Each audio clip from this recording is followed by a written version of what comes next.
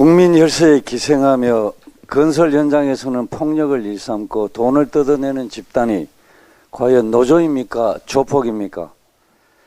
양대 노총의 탈법적인 일탈이 우리 사회를 병들게 하고 있습니다. 연일 드러나는 귀족노조의 불실회계 문제와 건설 현장에서의 폐악질은 노조개혁 없이는 대한민국의 미래도 없다는 확신을 갖게 합니다.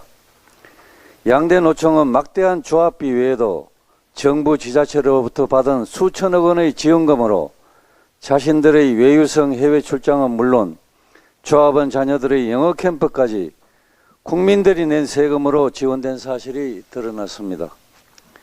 심지어 양대 노총이 연간 임차료만 수십억 원에 달하는 지자체 소유 건물을 공짜로 사고 있는 것으로 드러나 국민적 공분은 더 커지고 있는 상황입니다.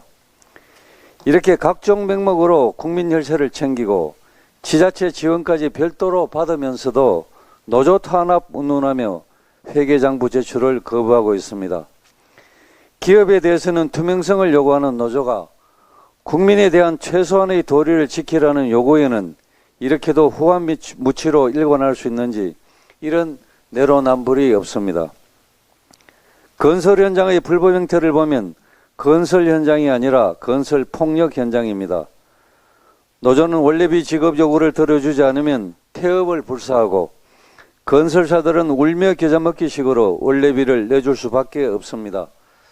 그런 과정에서 공사 지연이나 차질이 빚어지면 분양가 등 주택가격 상승으로 이어지고 결국 노조 원래비 문제가 국민들의 주거생활에도 영향을 미쳤다는 얘기입니다. 건설사가 타워 크레인 기사에게 준 원래비 실태를 들여다보면 크레인 기사 438명이 총 원래비 243억 원을 받아 1인당 연평균 5,500만 원을 챙겼다고 합니다.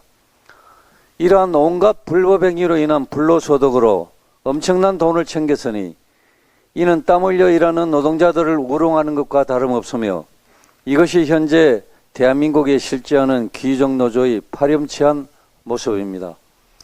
심지어 이런 강성노조에 가입하지 않으면 아예 일감을 기대할 수 없다고 하니 그야말로 법 위에 군림하는 깡패, 조폭 집단 아닙니까?